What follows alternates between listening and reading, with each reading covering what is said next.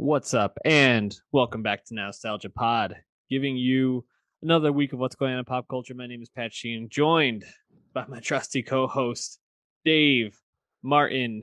He'll spit on you if you mess up his movie swagger. Dave, what's going on, man? Victory, baby. Let's go. We finally get to talk about the Don't Worry, Darling. I don't know, hubbub, I guess I'll call it. There's a lot to dig into there, and the movie's finally here, so we finally get to talk about it. We're also going to be covering a couple of music releases, a TV show, and another movie today, so hit that subscribe on youtube.com/nostalgiapod. Before we jump too far into it, though, Dave, I just wanted to check in with you. I mean, we've had some up and down content weeks, some weeks where it's really light, some weeks when it's not so light. How you feel about this week? Hey, things come, things go. There's a lot of stuff to come on the docket, no worries. Had time this week to experience the Avatar re-release in theaters in anticipation of Avatar: The Way of the Water. And let me tell you, the return to Pandora was sweet. It beat Don't Worry, Darling at the box office this weekend. So worldwide it did, yes. People wanted to see it, apparently. I was not one of those people. I'm not like stoked to go back and be with the Navi, but we'll talk about that when we You're get on the to wrong it. side of history, my guy. I'm not on any side. I'm just existing. Anyways, Dave, why don't we jump into something a little smaller than the Avatar franchise? That's gonna be Blood Orange's recent EP, 4 songs. We haven't talked about Blood Orange much, other than talking about him scoring movies. That's been what most of his career has been about recently, at least most of his releases. He's been doing some touring, doing a lot of like orchestral type stuff. Last time we really spoke about him was 2019.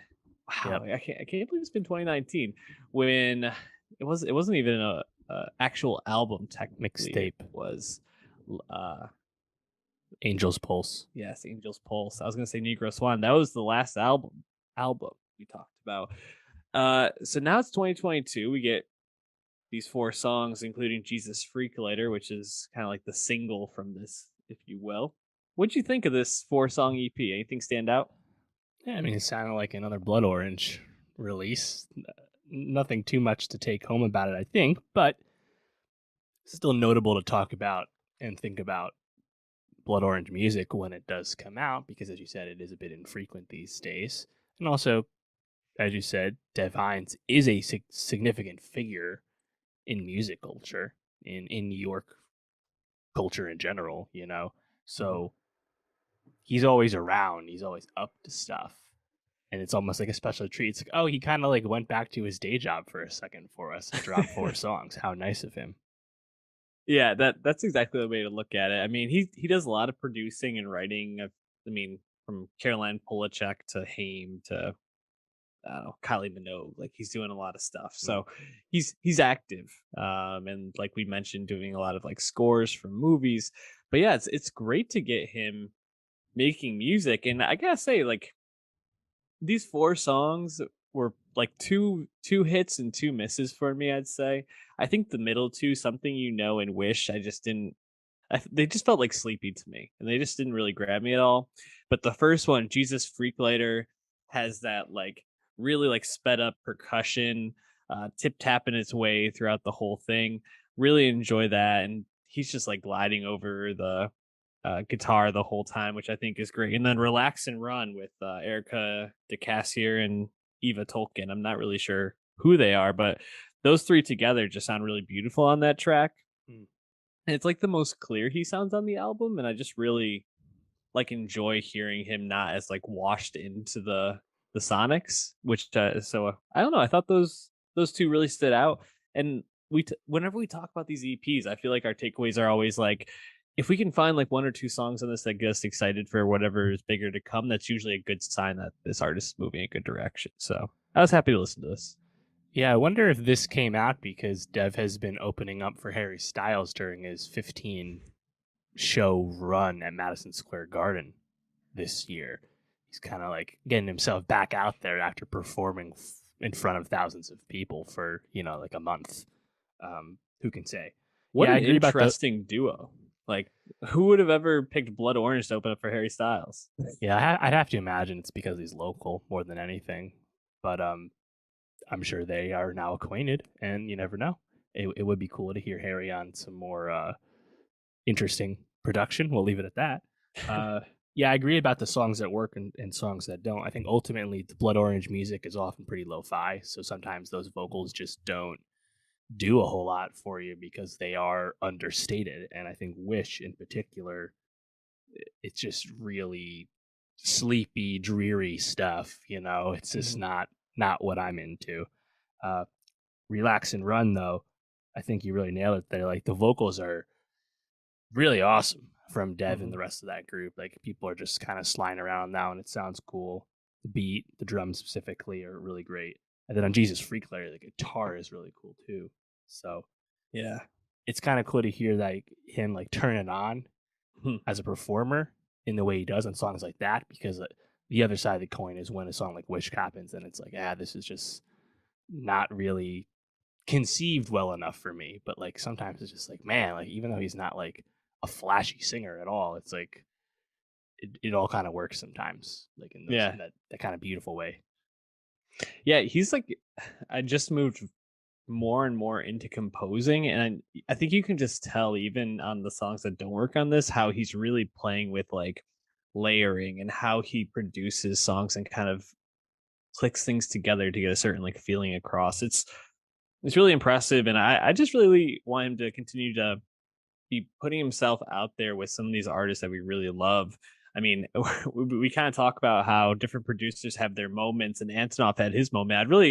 It'd be really cool if Dev gets to like really helm and produce some full projects with some cool artists. Maybe a Caroline Polachek fully produced Blood Orange album would be cool. So we'll see. I also would just love to get a regular album from him. It seems about, yeah, he's usually every like 2 to 3 years, so he's probably going to be putting out something bigger soon, hopefully. But why don't we move on from Dev Hynes with a small, more lo-fi, more toned down album, Sudan Archives, dropping Natural Brown Prom Queen, and in contrast to Dev, Sudan Archives is like super produced, but in like maybe the best way possible. I wasn't expecting that we talk about this, and this is a few weeks old. We should say came out on September, I believe it was like September 9th, maybe. Yes. So earlier in the month. But I heard a lot of buzz around this, and notably Pitchfork gave it a 9. So I was like, usually if Pitchfork gives it a 9, that they think something about this is pretty inventive and interesting. So I at least want to check it out. And I'm really glad I did, because as someone that was not familiar at all with the work of Brittany Parks, I was really blown away listening to this album, and it just like now feels like she's somebody in my life that I really am excited to hear more music from. And actually, as we talk about like collaborations for Blood Orange, I'd love for her and Blood Orange to work together, because I think that there's like a lot of potential there for Deb to really mentor her, but she doesn't really need it, because I think this album is absolutely great. What'd you think? Yeah, totally. When I saw the she signed to Stone's Throw Records, I was like, oh, that actually kind of makes sense because I'm familiar with that label mostly for Anderson Paak and Knowledge's No Worries duo being signed there. Yeah, it's one of those albums that has so much going on and is so all over the place, but in like the best way. It's not a demerit. It's a positive. There's so much going on in so many different genres and types of songs on the album, and all those different songs are really cool. It's still a bit long. Like not everything is like amazing, but I think because there's so much cool execution on this, like it's just really exciting and definitely an album that would reward multiple listens for sure. Yeah, and just like looking up a little bit of her background, she studied ethnomusicology in college, and it really comes across in this, because I feel like this is an incredibly expansive album that tries to bring in so many different genres, and she tries on so many different cadences and flows, deliveries, singing styles, and it all kind of works. Although it's like you kind of never know where a song's going to take a left turn, or if it's going to kind of stay on the same sort of beat, change up quickly, move on to the next song. It all kind of keeps you on your toes the whole time. But like you said, it's a lot in the best way possible. It, it's kind of it almost feels hard to like pick out like a singular track because I feel like they're all so different from each other. But are there any that really stood out to you? Oh yeah, totally. I think there's a ton really. NBPQ Topless, I really like. Yes. The beat's crazy. She kind of raps on that. There's a switch up halfway through. And you hear a violin outro because that is kind of her roots That's her staple, yeah. as a violinist. And you hear less violin on this than from her first album, from what I understand. But you can still kind of hear that as like her trademark.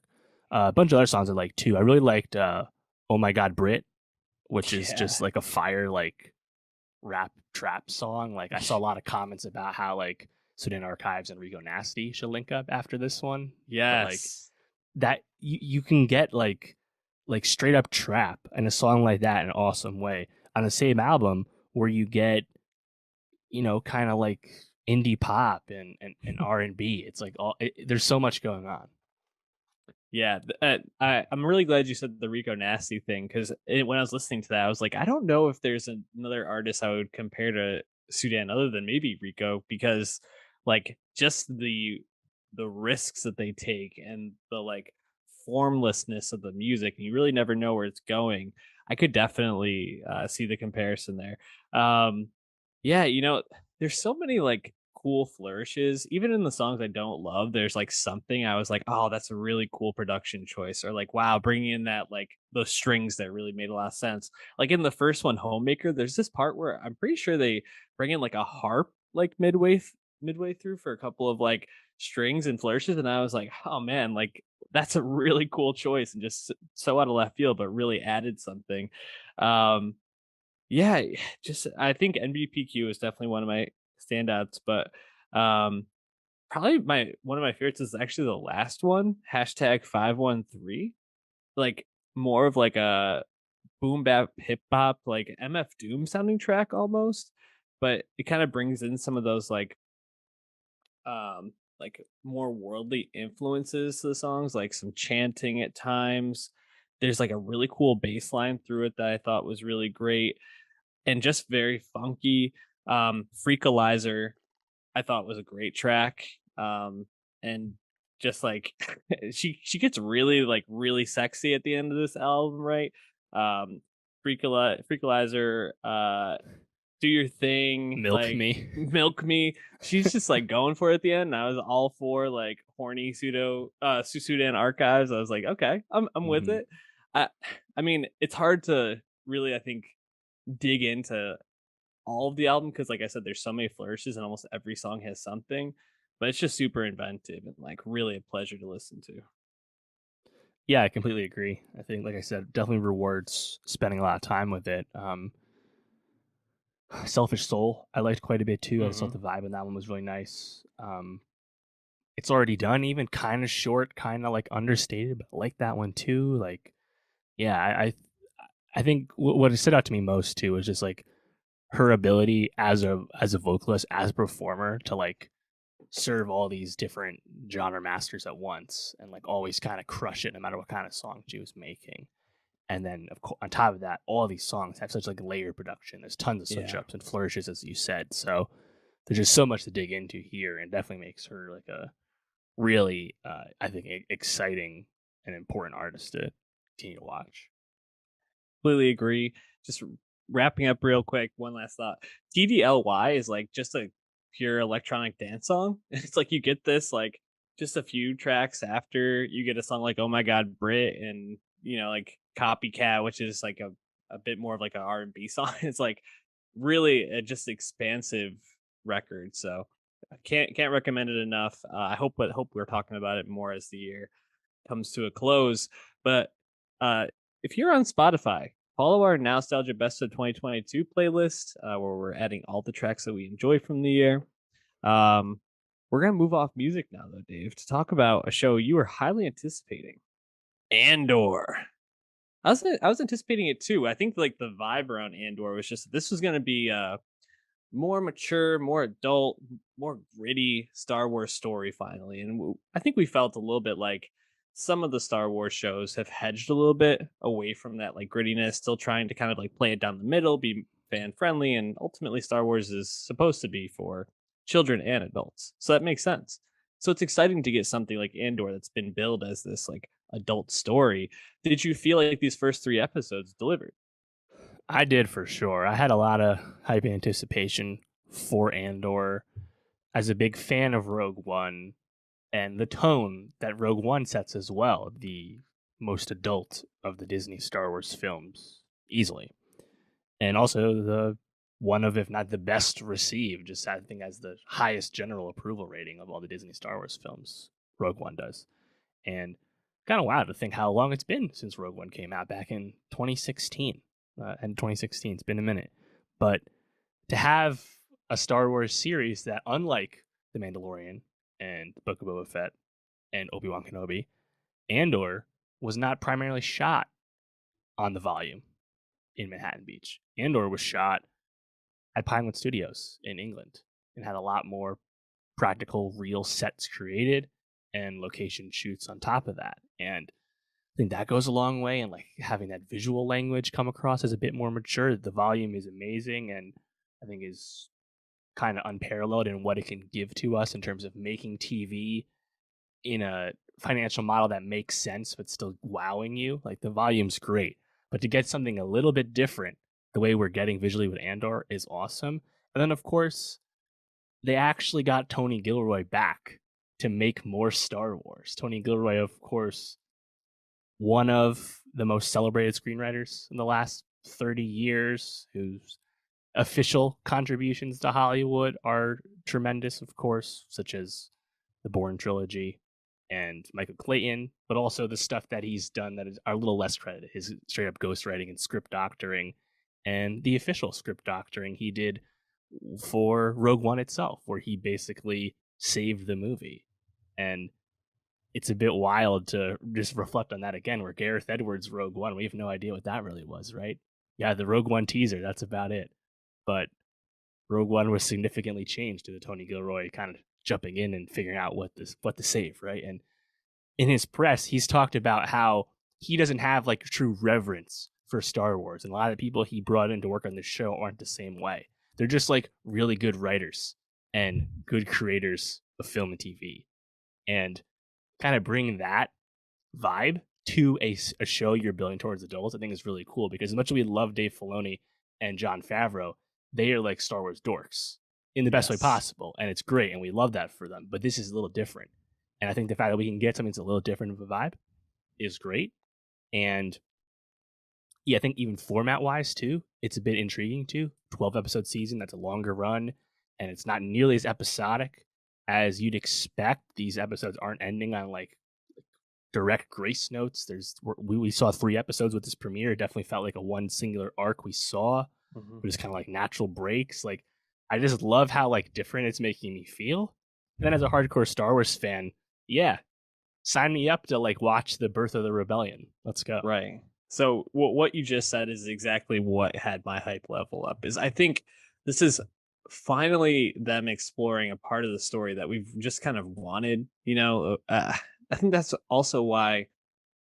I think that's also why some of the later films of the trilogies, the Skywalker trilogies, really just like fell flat because it just felt like we were going back to the well, back to the well, back to the well. And some of the TV shows I think have felt like okay, we're exploring some different things. That's why people love The Mandalorian. It's something totally different. It's exploring parts of the world that people have wanted to explore. It's exploring parts of the lore you want to explore. And so to finally like see how this rebellion began, like who are the people at the ground floor who were finally like putting this into motion, I think is just really just exciting. And like, you're basically making like a spy adventure thriller. Like, yeah, that sounds incredible. Sign me up.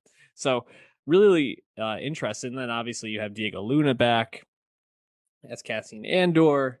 I think a character that was really a standout from Rogue One, although pretty much every character in the Rebel cast for that was a standout, and then you had Mads just showing out too, so just an Hmm. insane cast. And Ben But Mendelsohn, yeah, that's right. Like Krennic. yeah, just insane.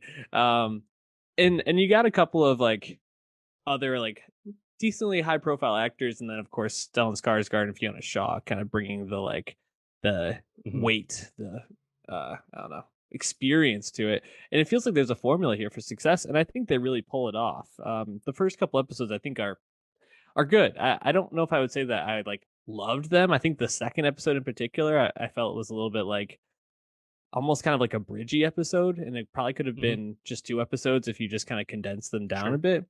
But I think overall the feel of being in this show, the very beginning, how can you not think of Blade Runner? You know, especially even from like the way that they like shoot it with like the neon lights, the angles, like the gritty like back alleys of this like, intergalactic world. Very cool. You get some amazing set pieces, that scene at the end of episode 3 where all the hooks are swinging and falling, like Yes, the just chains. Yeah. absolutely incredible visuals. And I think you really kind of get the sense of the world where Cassian is this like piece of shit basically, who just is like two timing kind of a thief, fucking his friends over, but he still is beloved by this town, and like they all Hmm. kind of rally around him, and like all the political stuff. I thought a lot of that stuff really worked for me, Yeah. so those are the highlights for sure. It's also nice to kind of be with like a true rogue. But lest we forget, the most popular Star Wars character is Han Solo, a scoundrel. Like Yeah. Diego Luna murders someone in the first episode. Like we're not pulling any punches here. It's great, and Gilroy has talked himself. There's going to be a body count on the series, which makes sense because the rebellion getting going. We're like 5 years before Yavin at this point. Like the rebellion had all these like cells and stuff, but like nothing was organized until the very end there, and it's going to be bloody. And I think that's really appealing. You know, we haven't seen her yet, but Genevieve O'Reilly is reprising her role as Mon Mothma that she debuted in Revenge of the Sith, and then reprised briefly in Rogue One. We're going to kind of see the political side of uh, the rebellion's genesis as well. You know, nice little call back to A New Hope. Remember when they're still talking about the Senate before the Senate just gets dissolved, right? Well, Mon Mothma is going to try and work it in the Senate. You know, we're going to see that. I think the Stellan Skarsgård figure coming in episode 3 and like having him be the, I think, connective tissue between Cassian and we assume Mon Mothma and other rebel leadership. Like, very excited to see that, you know. Uh, I agree that 1 and 2 are kind of like almost like episode 1 A and B. I did really enjoy though, like the kind of brief flashbacks about childhood Mhm. Cassian, just because like it's quite simple, but like just kind of seeing the visual of him in this kind of like Peter Pan, like Lonely Boys troop. We Yeah. assume due to that mining disaster they reference, like maybe all their parents died in that or something. Not really sure, but that's probably the guess. And then kind of seeing how he gets adopted more or less by Fiona Shaw in her younger years, and I feel like they really did a good job of developing that bond quite quickly with limited screen time Yeah. before they get separated at the end of 3. And I mean, heck, even like just kind of being with Fiona Shaw's droid in that flashback where you see that droid kind of like more functional and has like better like power abilities and stuff, and then like in the present day the droid's like, you know, kind of glitching and stuff. Like I love that. I thought that was another like amazing like droid creation too, where like Mhm. that immediate personality kind of brought me back to Wally from a visual perspective. Like Yes. love that. And yeah, I think more than anything, this first arc we're set on a, I believe, Ferric, it's called. It's like a mid-rim planet. Mhm. Just like everyone in like Cassian's immediate orbit, right? Like the people he knows, his friends or his colleagues or the people he owes money, whatever it is. It kind of feels like a real place, you know. Like it really feels like a backwater. I think in a Yeah. cool way, and like all those supporting characters kind of come in varying degrees. In episode 3, once the Imperials arrive and like the set pieces start, that was really cool. Just You mentioned the chains, right? It's like an amazing visual. The stuff with the guy in the clock tower banging the hammers Hmm. to tell time, really nice touch. And then even when shit's popping off, everyone in town is like making noise, making rattles to like kind of sound the alarm and intimidate. So I thought that was like really cool. Just it felt real, and like in a way where like I think Obi-Wan Kenobi might have cut some corners on Hmm. Tatooine a little bit with that. And we talked about that series, of course. Check that review out. But I just really liked how they kind of really made it feel like a real place with real characters, like real relationships and stuff, and they did it with pretty brisk runtime. And then I'm also quite intrigued by the Imperial side of things too that we got Hmm. uh brought into as well through that Kyle Solar character. Yeah, I'm interested to see like what's to come as his superior comes back from trying to like downplay the crime in the city, and obviously how this is obviously going to fall in his face and whatever turn he makes. Yeah, just to try Definitely, hard. definitely a try hard, but like it I thought it was really fun to see the dynamic between like like I don't even know what his name was, the little Scottish guy who Yeah, was he in was the awesome, police. wasn't he? He what a ball of like energy, a scene stealer for sure, and like him getting his men all excited, and then you see Kyle Stoller's character come in and just like not know how to give a speech, not know how to rile the guys up. His name is Cyril Yep. Cam. I thought it was like really well done. Just kind of shows you like this guy's like a loser, like trying to like Hmm. compensate for something, obviously. But I think he's gonna get in too deep. I wonder if he ends up as part of the resistance eventually, or how that Yeah. goes. So I can't imagine he's the heavy for the whole season. No, there's another Imperial figure, a female character coming in that we know. Gotcha. Yeah, it's also kind of funny to me too. Is they're not just like straight up like Imperials in a certain sense. They're kind of like a local like corporation that like are agents of the Empire and basically like enforce the Empire's will on their behalf. It's like Yeah. they're almost like removed in that sense. They're like that like lesser, Hmm. and yet you have Cyril's just been like, no, like this is our job, this is our purpose, and who knows, maybe he'll find purpose with the rebellion, who can say, or maybe he'll get off in a few episodes because we know that we're gonna run up the bloodshed on this show too. Who can say? Um, I loved in episode 3 when the gunship crashes because the locals like chained it up with like a big heavy piece of garbage or something and just crashed. That was cool. And Yeah. just how like this town, it was like quite credible how this town had completely disoriented these dudes, and they were just Hmm. like so fucked up, and they're everywhere. Like they basically were saying how they were fucked because they just had like no idea what was going on when really it was like only Cash and Yeah. uh Skarsgård who were like truly like fighting them. Dave, I gotta be honest though. Fuck Tim. Right. Yeah. Terrible character. Well, he's gone, so see you, Yeah, Tim bitch. Tim Carlo, played by James McArdle. Any other characters that you really liked? I think for me, Bix really stood out. Yes. Adria Arjona, I believe is how Yep. you pronounce it. I thought she was really great. I'm excited to see more of her moving forward. Yep, totally. And okay, so Denise Gow is the one that plays the female Imperial coming up. So that'll be Gotcha. nice. Another side. I'm sure she's going to come in once word of this mishap goes up the chain. And of course, we're going to see Forrest Whitaker reprising his role of Saw Gerrera from Rogue One. That'll Yeah. be interesting. Um, memorable part of Rogue One before he meets his demise, of course. So yeah, I think just I'm really struck with the tone. I'm really struck with the production values. I'm really struck with the character work that's been done in a short amount of time. So, you know, am I expecting this to be like a monumental series from a plot perspective? No, of course not. It's still a prequel. It's a prequel to Rogue Hmm. One. It's a prequel to A New Hope. We know the general beats, but I think just kind of being street level in this way, removed from the Force completely, and just like being with a bunch of desperate people trying to like maybe come together to make a difference in their world. Familiar beats again, but you know that's what's so appealing about the Rebels as characters, right? So, Yeah. uh, yeah, so I'm all in for sure. And we know that this has a 2-season, 24-episode arc planned. It'll be going back into production later this year to start season 2.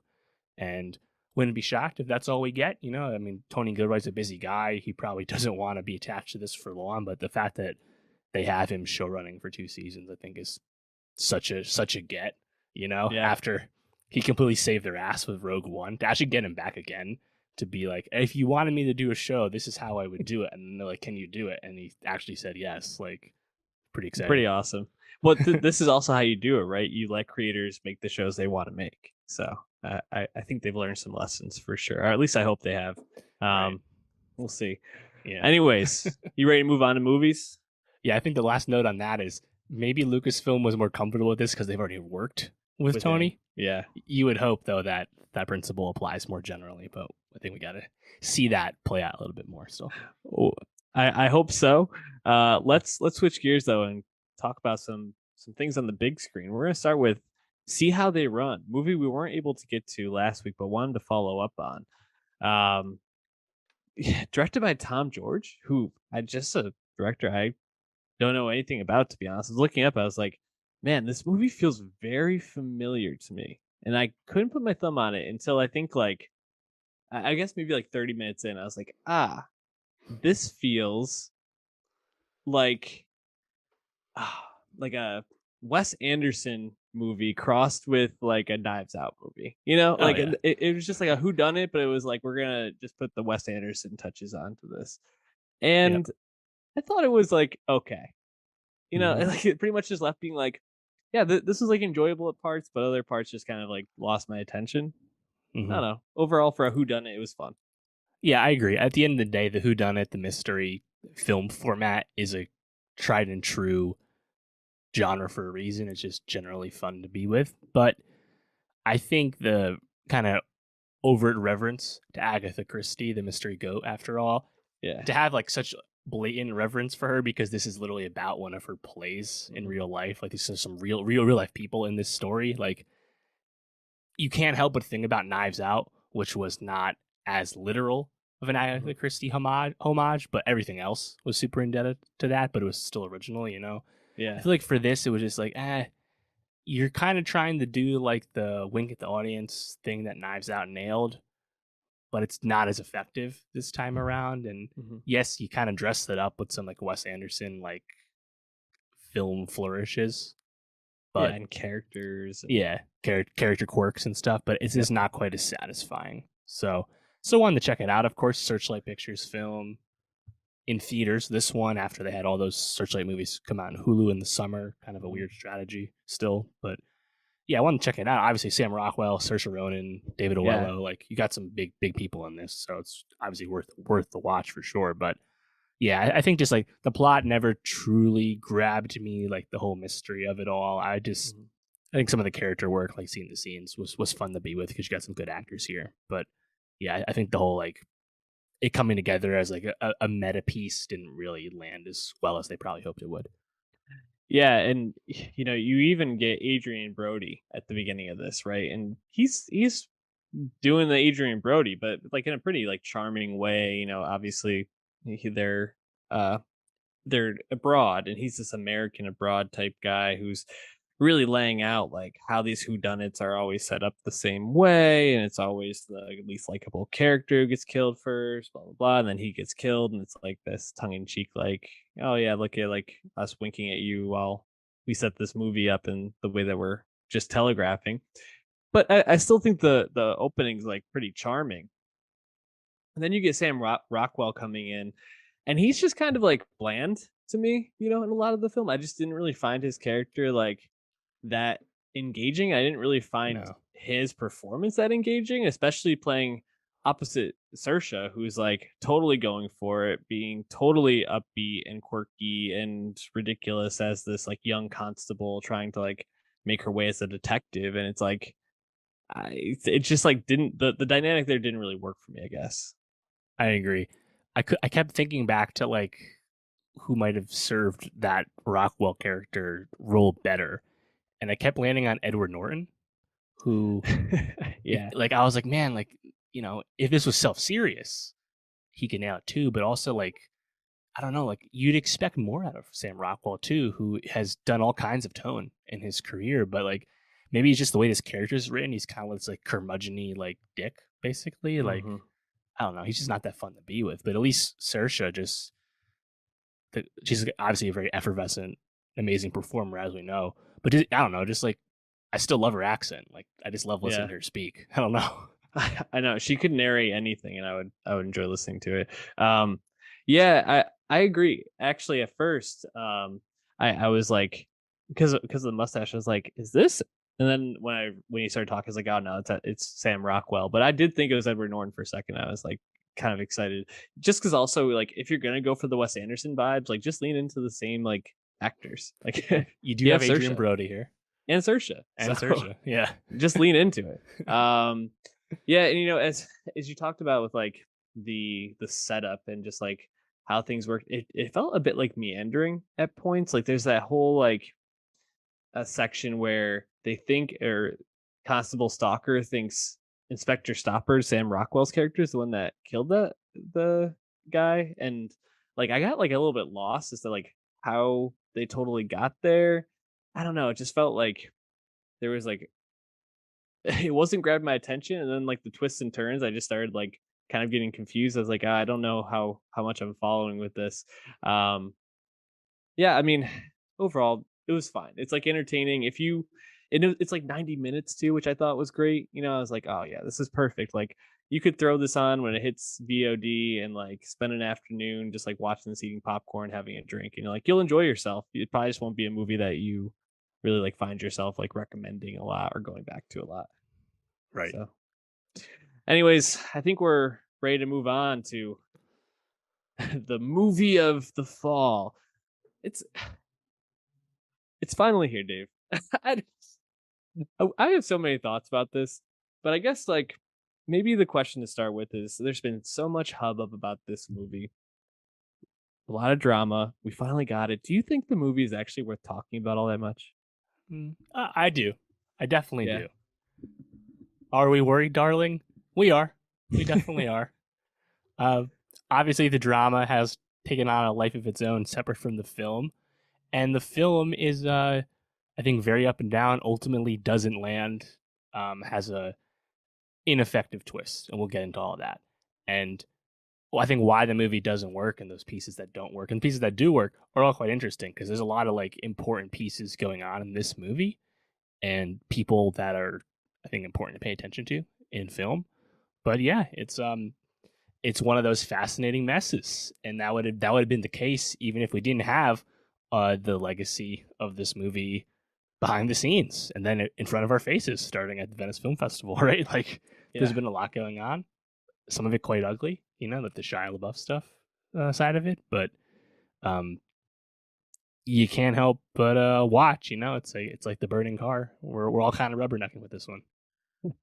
And I guess maybe just like lay out the drama. And I'm gonna see if I can do this without forgetting a piece. Like pretty much like back in the summer, they started doing press for this. So probably like July-ish, and people noticed that Florence Pugh was really not pushing this Right, movie at all. And there was the like star of the these, film. yes, there were these like breadcrumbs that like maybe she wasn't so happy during filming, and more starts to come out about how the production had these issues, and it seems like Florence Pugh and Olivia Wilde didn't really get along so great. Seems like maybe Florence Pugh was upset that Harry Styles was brought on when Shia LaBeouf was originally cast to play opposite her. A bit of an Jack. acting talent downgrade. Other issues with Shia aside, like I do get it. Yeah. So, and then all the stuff comes out about Harry Styles and Olivia Wilde becoming paramours, and all the stuff with Olivia Wilde's relationship ending. Bring all of this into was it Venice? They're at Venice Venice, yeah, Film beginning of Festival, the month. and it's just a complete and utter mess at the Venice Film Festival. Florence Pugh is just completely eating up the red carpet, but like not doing any press related to the movie. Harry Styles is talking about how this movie is such a movie because it's a movie on the big screen. It makes you want to watch a movie, and it's like, what the fuck are you Yeah, talking talking about? about how he doesn't know how to act, or like doesn't know what he's doing, in like a kind of earnest manner. But it's just like, bro, you're not helping the cause right now. and then of course the video seen around the world of Chris Pine sitting down, Harry Styles approaching him during the premiere, and it looks like he spit on him. honestly, as I've reviewed it more, I've come to the conclusion he actually just blew on him, like blew like that, and I'm pretty sure that's what happened. But it just gave this whole life, like, oh, did Harry spit on Chris Pine? Like, Well, where's Chris what's Pine did that? have like an incredulous reaction at the right time too. Like He did, Spitgate is quite the Zapruder film to study. It's pretty funny. yeah. So there's a lot there, and recently reports came out that production it was during COVID. There was a lot of stress around the production. Olivia Wilde seemed very high stress during this. She had by this point, there's a video that had come out where she called Florence Pugh like Miss Flo and insinuated that she was difficult to work with.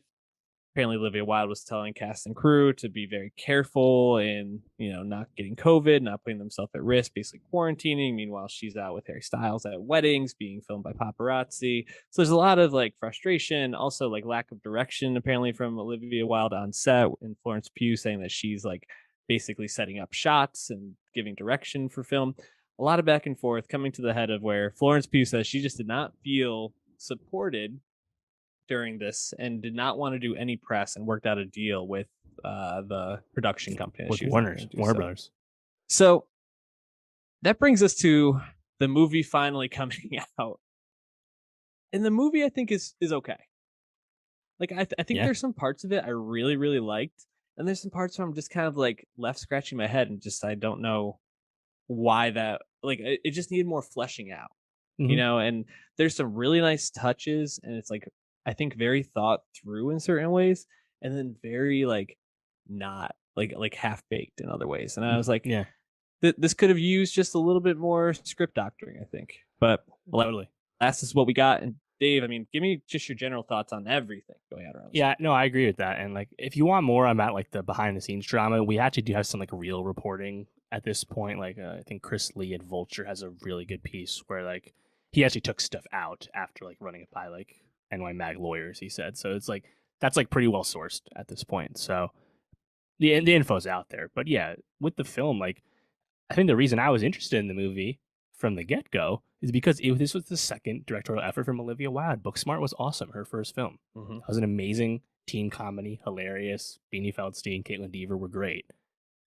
And it's like, okay, wow, Olivia Wilde switching to directing, new person to pay attention to. Good for her. That's very exciting. And then her next movie is going to have Florence Pugh and Shia LaBeouf. I mean, Harry Styles. And then you got Chris Pine and Gemma Chan. Yeah, sounds great. Very exciting. Oh yeah, and the trailers look great.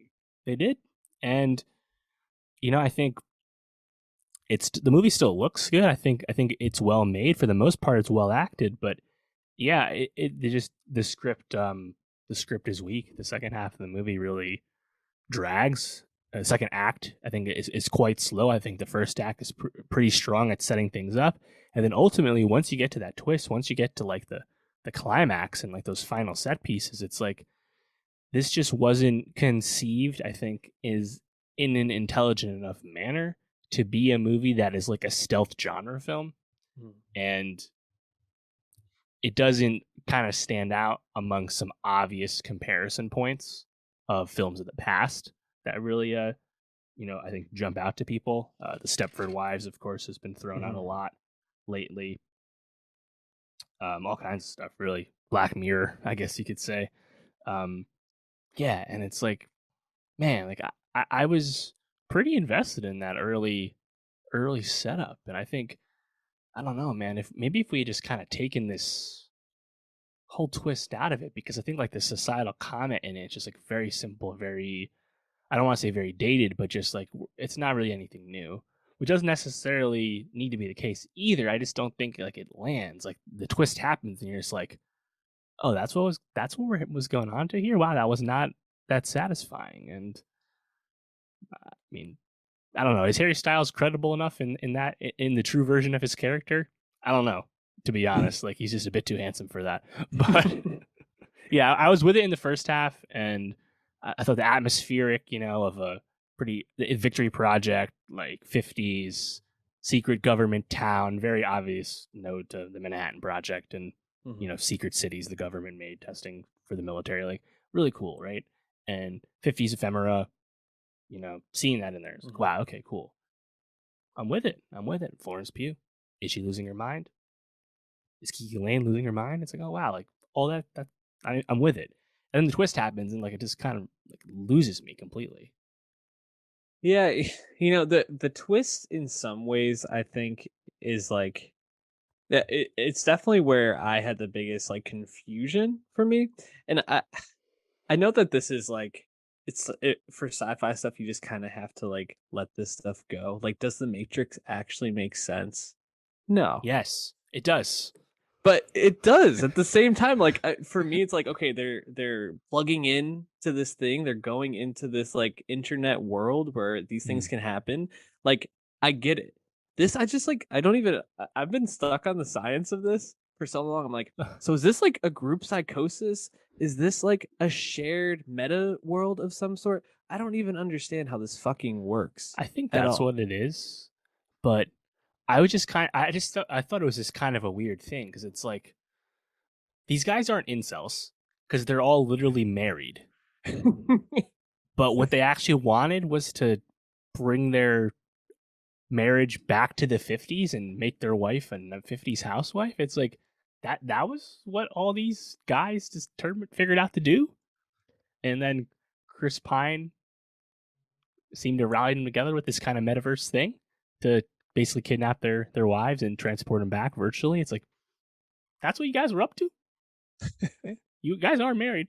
Like I don't know, just that part was just kind of weird to me. I was like I don't know. Like also just like seeing Harry Styles as like some like loser like PC nerd. Like I don't know, man. You can make him have a beard and long hair, but like it's still Harry Styles and it's still Florence Pugh. Like like it's a beautiful Yeah. couple at the end of the day. Like I don't know. I feel like they'll figure it out.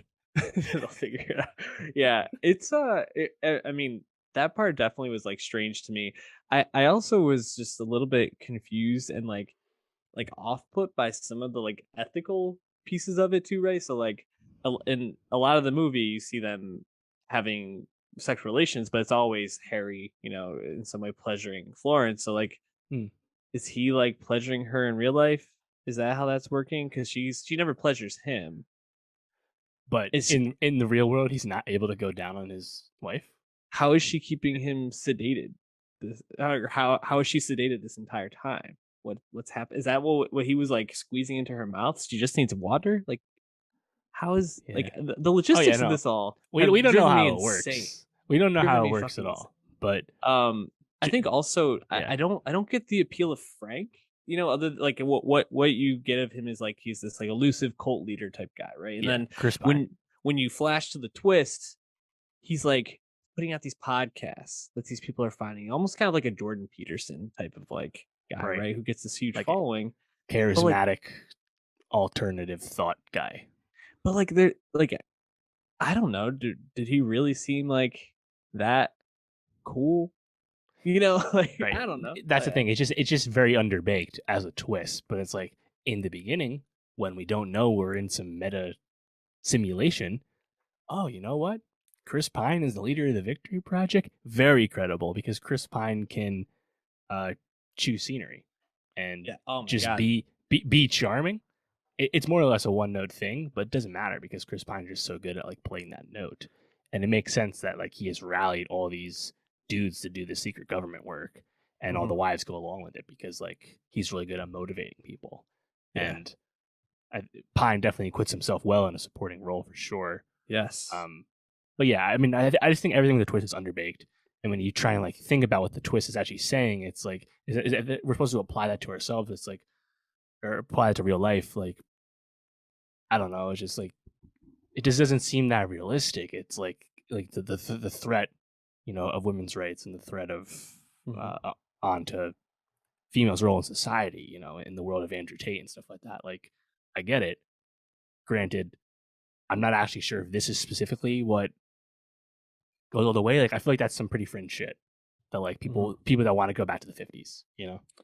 Yeah, I almost feel like it would have worked better, like you said, if maybe like there wasn't so much of a twist, or if the twist was actually like they are all under some sort of like group hypnosis from like a cult leader of some sort, right? Or some group psychosis like that. And then Florence Pugh is like breaking out of it and like trying to like figure out like what actually happened. Like I feel like that could have worked pretty well. And going back to your point about Chris Pine, the scene where he confronts her in the kitchen at that dinner party, just like the feeling on screen going from Harry and Flo in every scene to then Chris Pine just like looming as she's like cooking dinner. The whole vibe of the movie completely shifts, and you're just like, wow, these two actors are so seasoned and so talented and just have so much gravitas on screen. And it just really like makes you, I think, realize like how like out of his depth Harry is Oh playing yeah. alongside these two. And I, I went with my wife, and she said, "I think if Shia LaBeouf had made this movie, it's a completely different movie. It's so much more serious. It's so much heavier." And I think in a lot of ways she's right, but I don't know if Harry's like silliness to the movie actually like added much. I actually think it took me out of a lot of scenes. Yeah.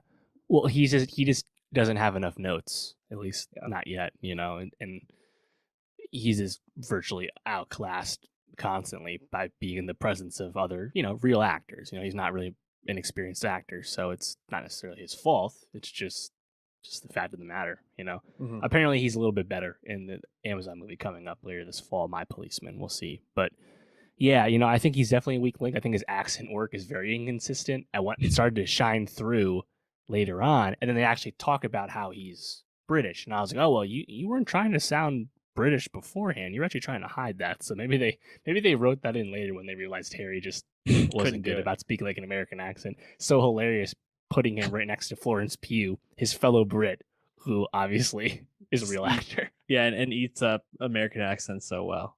Like, Yep. incredible. Um, talk to me about like the parts about the beginning of the movie that you liked, because you said you were really digging the first act. Well, yeah. Well, I just have like general intrigue about like secret cities and government towns Mhm. of that time, and it's like, and to me, I was more about invested. I was like, oh, what are they working on? It's like, is it just nukes? Is it something cool? Is that something more sci-fi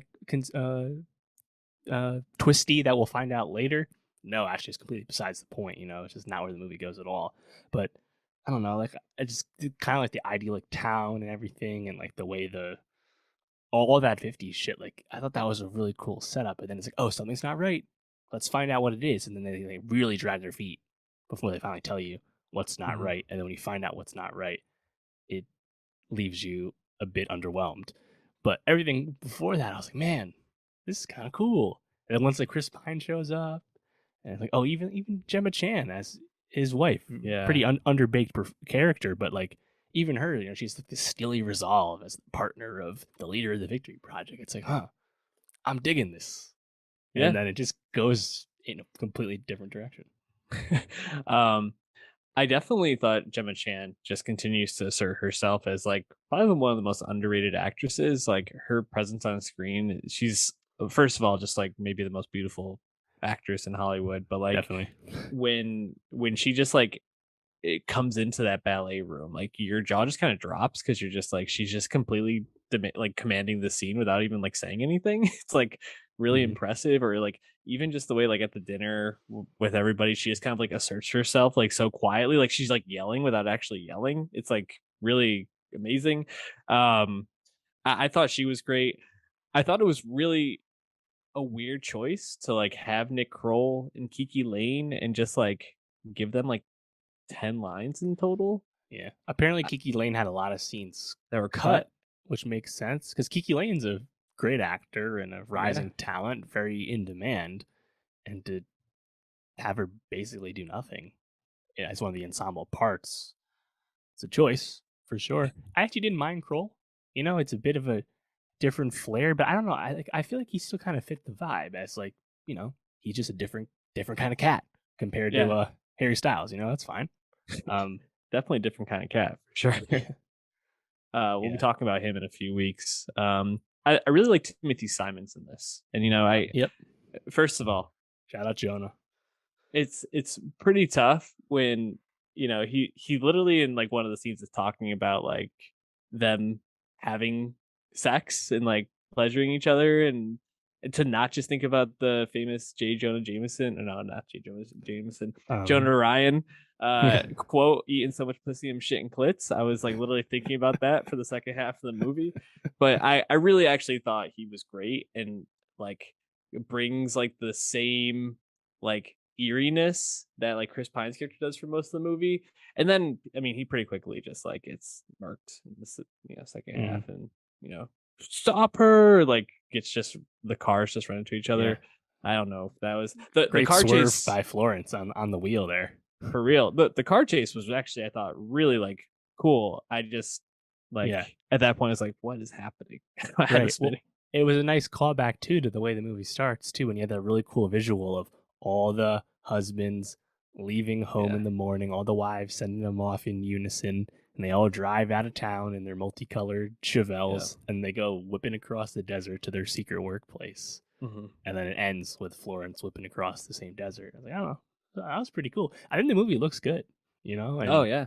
There's a lot like, of like really like tight scenes, a lot of close-ups. I think the yeah, way the camera moves is really great. Like Wilde has some nice flourishes as a filmmaker for sure. yeah. It's just the movie with a script issue. Now I'll be interested to watch what happens with Wilde's career next, given that, I think some people are really pulling out the knives for her and at this point, and like, I think she's a male filmmaker with like some mild drama behind the scenes, and the movie was kind of whatever.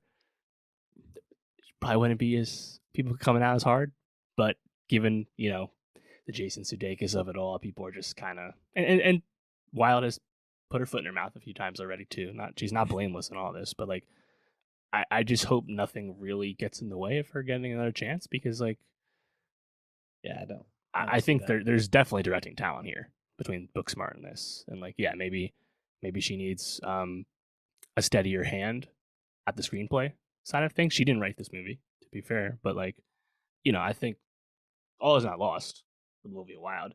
Obviously, Florence Pugh, Gemma Chan, Chris Pine, they're all certified as actors at this point. And Harry's in wait and see mode. I mean, him having a bad role or a mediocre bad performance or mediocre performance is not a big deal to me. And honestly, kind of a good thing he was in it, because it seems like his fans helped prop up this movie at the box office Yeah, in the Gen first Z weekend. crushed it for them. Yeah, so I'm not expecting this movie to leg out though, because it's ultimately an art house movie, and art house movies do not perform with bad reviews. This movie has bad reviews, to be clear. So If you go on Rotten Tomatoes, which we obviously don't like follow their score as gospel, but it's like a 38% critic and like 80% audience score. So definitely one of the more like polarizing movies between critics yeah, and fans that go on this. I mean, mm-hmm. I think the movie, for as much as it's been like critically panned, is like way more entertaining than it has come across Right, in open criticism. yeah, I agree. I think it's definitely interesting to think about why it doesn't work, and Yeah. like I think there was enough here. That's what makes it so tantalizing. Oh, what if this was done differently? What if this twist Mhm. didn't exist and they did something completely else? Because like there were good bones here, and hey, Yeah. that's movies. And you even think about like how much thought Wilde put into like certain things about it, like I was talking about the fact that like it'll- because she's in this sedated state, she's not the one who's like able to do things apparently in real life that happen in there, or however it works out. Like it's very much controlled through him. Or you even think about the fact that like they never actually like eat any of the food. Like they're always talking, but never actually Right, see them like put the the eggs food in have their no mouths. yolk. Right. And like if you notice her eyes throughout, she's like constantly like itching around her eyes as she gets like Oh, I further and didn't notice further that. into the state. Yeah, or her eyes are always looking like dry or like open. I actually wonder if it's one of those movies that if you watch back, like no one actually ever blinks because their eyes are held open. Yeah, I would once you be know the twist, kind of thing. interested. I also Yeah. don't know. This might have just been my theater, so I wanted to ask you on my screen. There was like lines, like these like very faint lines I could see, and I wasn't sure if it was my screen I think that's or just your just my projection. screen. Okay, Yeah, that's or no bueno then. the quality of the screen, actually, not the projection. Yeah, Yeah. I wasn't sure if that was something like if you like when they're in Mhm. the victory for whatever it's called world that they were like having these lines in the background, and then when they're in real life they're gone. Like I I could see mean, something like that, you know? they definitely had something like that when you have those kind of like seizure-inducing like flashings, visuals popping up, which is Yeah. like kind of like your sign that something's not right in Florence Pugh's head, you know. And then they take a while to tell you what it actually is, but like right away you're like, what is this like eyeball thing? What are these all Yeah. these flashing images, So with Florence Pugh, I was trying to think of this. Does anyone do this kind of like genre better? You know, the like woman in a like weird fucked up situation that's just kind of like uncovering how weird and fucked up it is. You think about her in like Hereditary, like one of her like first like breakout performances. Midsommar, you mean? Yeah, sorry, The other Midsommar. Ari Thank Aster you. movie. Yeah. And then in this, obviously, but like she just plays this role so well. Um, I'm just like she just is has something about the way that she portrays herself in these roles where like she has such a good face for like looking tormented or looking like Mm, confused. I just think she's like incredible in this. I don't know. mm, She's a rocket ship in my book. totally. And we don't have long to wait. Next year we get to see her in two little movies called Dune Part Two and Christopher Nolan's Oppenheimer. NBD. What a Eh, beast. two small films. Oh, and she's also gonna be in a movie produced by her. Are they still dating Zach Braff and her? I don't know. No, they're done. Thank Oh, God. they're done. Well, he's producing another movie that she's in next Upgrade. year. Yeah, serious. Oh, who's she with now? I don't think she's with anyone. Good. Be single. Yeah. How old is Also, real she? quick, this was the reunion of Chris Pine and Florence Pugh after the underrated David Mackenzie movie Outlaw King on Great Netflix. movie. A movie I love. Great movie. We talked about that one. Go check out the review. We did. Yeah, man. Oh, Oppenheimer, Oppenheimer, and then Dune. Man, what a year that's gonna be for her. Good for her. I like her. She's great. Any last thoughts on this? I think that's plenty. Yeah. Don't worry. Don't worry. Anyways, what we got for next week, Dave? Next week, we're doing our Kendrick Lamar album rankings. We haven't done a ranking in a little bit, but we've done many so far. YouTube.com/nostalgiapod. Kung Fu Kenny released his latest record a few months back. So now it's time to go into all of it. 12 plus years of a mainstream career. Very exciting. So yeah, check that out. And then October's going to get hot with the Hot. content, and we'll Hot. be getting to a ton of it. So subscribe. Dracarius. YouTube.com/nostalgia pod. Go to Twitter, search at nostalgia pod, and follow the link tree to follow us any way you want to there. Also, I believe in the link tree is our Nostalgia Best of 2022 playlist on Spotify. It's all So there. follow that and listen to all the music, TikTok including too. Sudan Archives. Oh yeah, hit our TikTok up. We got some Also short on Linktree. breakouts there. So we'll catch you in a few weeks.